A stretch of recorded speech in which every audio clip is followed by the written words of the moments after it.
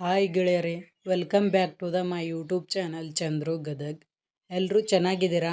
I hope ಎಲ್ಲರೂ ಚೆನ್ನಾಗಿರ್ತೀರ.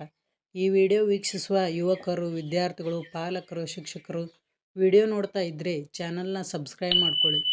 ಇವತ್ತಿನ video start ಮಾಡೋಕ್ಕಿಂತ ಮುಂಚೆ ಲೈಕ್, ಕಮೆಂಟ್, ಶೇರ್, ಸಬ್ಸ್ಕ್ರೈಬ್ ಮಾಡಿರಿ. ಇದಕ್ಕೇನು ಹಣ ಖರ್ಚಾಗಲ್ಲ. ಲೈಕ್, ಕಮೆಂಟ್, ಶೇರ್, ಸಬ್ಸ್ಕ್ರೈಬ್ ಮಾಡಿ ಅನ್ನೋ ಉದ್ದೇಶ ಏನಂದರೆ, ನಮ್ಮ ವಿಡಿಯೋ ಹೇಗಿದೆ, ಸರಿಯಾಗಿ ವಿಡಿಯೋ ಬರ್ತಾ ಇದೆಯಾ, ಎಲ್ರಿಗೂ ಕೂಡ ತಲುಪ್ತಾ ಇದೆ ಇಲ್ವೋ, ಅದಕ್ಕೋಸ್ಕರ ನಿಮ್ಮ ರೆಸ್ಪಾನ್ಸ್ ನಮಗೆ ತುಂಬ ಮುಖ್ಯ ಆಗುತ್ತೆ. ನೀವು ಲೈಕ್, ಶೇರ್, ಕಮೆಂಟ್, ಸಬ್ಸ್ಕ್ರೈಬ್ ಪ್ರೀತಿಯಿಂದ ಮಾಡಿ. ಒಬ್ಬ ಸಾಮಾನ್ಯ ಯೂಟ್ಯೂಬರ್ನ ಮಾಡುವ ನಿರೀಕ್ಷೆ ಏನಪ್ಪ ಅಂದ್ರೆ, ನನ್ನ ವಿಡಿಯೋ ಚೆನ್ನಾಗಿ ಎಲ್ಲರಿಗೂ ತಲುಪಿದೆಯಾ, ಅದಕ್ಕೋಸ್ಕರ ರೆಸ್ಪಾನ್ಸ್ ಬೇಕು. ಏನಂತ ಲೈಕ್ ಮಾಡಿದ್ರೆ ಹೌದು ಚೆನ್ನಾಗಿದೆ ಅನ್ನೋ ಒಂದು ಉದ್ದೇಶ ಮಾತ್ರ, ಬೇರೆ ಯಾವುದೇ ಉದ್ದೇಶ ಇರೋದಿಲ್ಲ.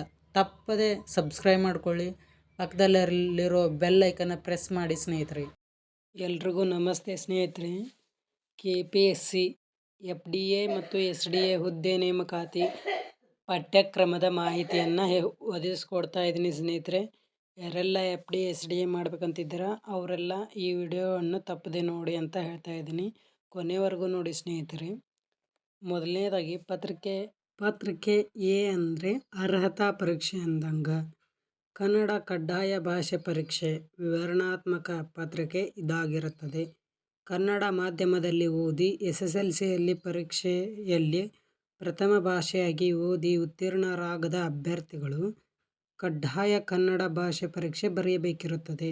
ಅಥವಾ KPSC ಈ ಹಿಂದೆ ನಡೆಸಿದ ಕಡ್ಡಾಯ ಕನ್ನಡ ಭಾಷೆ ಪರೀಕ್ಷೆಯಲ್ಲಿ ತೇರ್ಗಡೆಯಾಗಿರುವ ಅಭ್ಯರ್ಥಿಗಳು ಕನ್ನಡ ಕಡ್ಡಾಯ ಭಾಷಾ ಪರೀಕ್ಷೆಯಲ್ಲಿ ಉತ್ತೀರ್ಣರಾಗಿರುವುದರಿಂದ ವಿನಾಯಿತಿ ಹೊಂದಿರುತ್ತಾರೆ.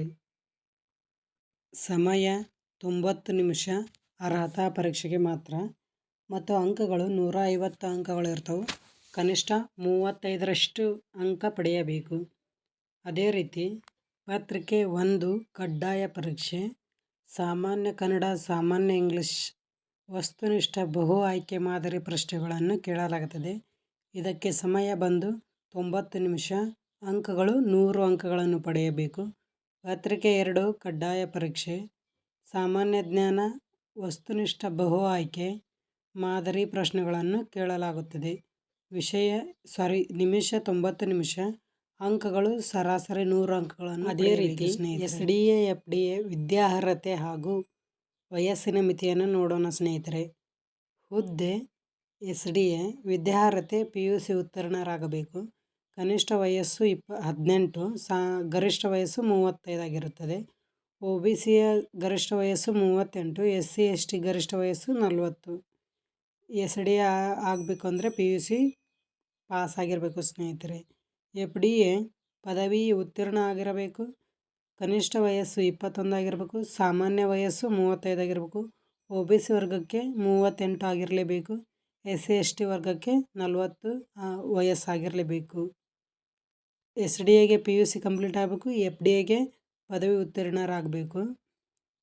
ಗರಿಷ್ಠ ವಯಸ್ಸು 38 OBC ಅವ್ರಿಗಿರುತ್ತೆ ಮತ್ತು FDAಯಲ್ಲೂ 38 ಇರುತ್ತೆ. SC/ST ಅವ್ರಿಗೆ 40 ಇರುತ್ತೆ. ಇದರಲ್ಲೂ 40 ಇರುತ್ತೆ. ಸಾಮಾನ್ಯ ವರ್ಗಕ್ಕೆ ಮಾತ್ರ 35 ವಯಸ್ಸು ಇರ್ತದೆ. ಎರಡೂ ಹುದ್ದೆಗಳಿಗೂ 35 ವರ್ಷ ಗರಿಷ್ಠ ಮಾತ್ರ. ಯಾರಿಗೆಲ್ಲ ಕಾಂಪಿಟೇಟರ್ಗೆ SDA FDA ಆಗಬೇಕು ಅನ್ನೋರಿಗೆ ಕನಸು ನನಸಾಗಲಿ ಅಂತ ಹೇಳ್ತಾ, ಇವ್ರ ಕನಸು ಈಡೇರಲಿ ಅಂತ ಹೇಳ್ತಾ ನನ್ನ ಕಡೆಯಿಂದ ಆಲ್ ದ ಬೆಸ್ಟ್. ಎಲ್ಲರೂ ನಿಮ್ಮ SDA FDA ಹುದ್ದೆಗಳನ್ನು ಅಲಂಕರಿಸಿ ಅಂತ ಹೇಳ್ತಾ ಇದ್ದೀನಿ. ಐ ಹೋಪ್ ಎಲ್ರಿಗೂ ಈ ವಿಡಿಯೋ ಇಷ್ಟ ಆಗಿರುತ್ತೆ. ವಿಡಿಯೋನ ನಿಮ್ಮ ಫ್ರೆಂಡ್ಸ್ಗೆ ಶೇರ್ ಮಾಡಿ. ವಿಡಿಯೋ ರಿಲೇಟೆಡ್ ಏನಾದರೂ ಕಮೆಂಟ್ ಮಾಡಿ ಸ್ನೇಹಿತರೆ. ಮೊದಲೇ ಹೇಳಿರೋ ಹಾಗೆ ವಿಡಿಯೋ ಬಗ್ಗೆ ಏನಾದರೂ ಕಮೆಂಟ್ ಮಾಡಿ. ಇದೇ ರೀತಿ ವಿಡಿಯೋ ಮಾಡ್ತಾ ಇರ್ತೀನಿ ಸ್ನೇಹಿತರೆ. ಈ ವಿಡಿಯೋ ಇಲ್ಲಿಗೆ ಎಂಡ್ ಮಾಡ್ತಾ ಇದ್ದೀನಿ. ಕಂಪ್ಲೀಟಾಗಿ ವಿಡಿಯೋ ವಾಚ್ ಮಾಡಿರೋರಿಗೆ ನನ್ನ ಕಡೆಯಿಂದ ಥ್ಯಾಂಕ್ ಯು ಸೋ ಮಚ್. ಇದೇ ರೀತಿ ಪ್ರೋತ್ಸಾಹ ಮಾಡ್ತಾ ಇರಿ ಅಂತ ಹೇಳ್ತಾ ಇದ್ದೀನಿ ಸ್ನೇಹಿತರೆ. ವಿಡಿಯೋದ ಬಗ್ಗೆ ಏನಾದರೂ ಕಮೆಂಟ್ ಮಾಡಿ. ವಿಡಿಯೋ ಚೆನ್ನಾಗಿದ್ದರೆ, ವಾಯ್ಸ್ ಏನಿದ್ರೆ ಇನ್ನೂ ಚೆನ್ನಾಗಿ ಮಾಡಿ, ಇನ್ನೂ ಏನಾದರೂ ಮಾಡಿ. ನನಗೆ ಗೊತ್ತು ನೀವೇನಾದರೂ ಕಮೆಂಟ್ ಮಾಡ್ತೀರಾ ಅಂತ ನನಗೆ ಗೊತ್ತು, ಮಾಡ್ತೀರಾ. ಅದೇ ರೀತಿ ನಿಮ್ಮ ರೆಸ್ಪಾನ್ಸ್ ನನಗೆ ತುಂಬ ಮುಖ್ಯ ಸ್ನೇಹಿತರೆ. ನಾನು ಸಂಡೇ 8 ಗಂಟೆಗೆ ಲೈವ್ ಬರ್ತೀನಿ. ಎಲ್ಲರೂ ಜಾಯ್ನ್ ಆಗಿ.